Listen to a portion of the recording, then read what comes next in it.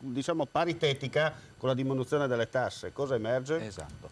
Emerge la condizione per la quale non si può parlare dell'una senza parlare dell'altra. Le agevolazioni fiscali, se dovessero diminuire in maniera equivalente alla diminuzione delle tasse, porterebbero a una condizione per la quale le prime portano degli svantaggi ai cittadini. Certo. La partita di giro in questo caso risulterebbe portarci ad una parità, se non addirittura una componente negativa. Faccio degli esempi per delucidare meglio la situazione.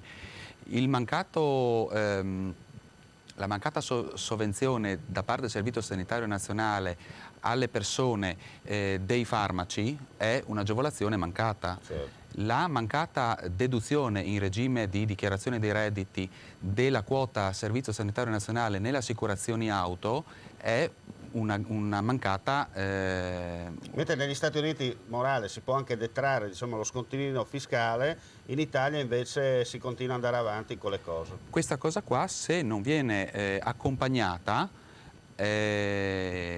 anzi se viene accompagnata in questi termini, ci porta ad una riduzione dei vantaggi che potremmo avere con la riduzione delle tasse. Va da sé che in particolare gli 80 euro sono stati sovvenzionati da tutti in questa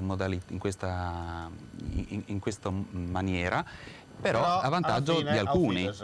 A vantaggio di alcuni. Certo, siamo in chiusura, mi fanno cenno dalla regia che dobbiamo dare la linea alla rete per un importante programma a nostra disposizione. La ringrazio, Dorigo, per la sua partecipazione all'interno del nostro telegiornale. Soltanto però prima di chiudere una comunicazione di servizio a voi telespettatori, perché il nostro gruppo Media Triveneto, con 8 emittenti siti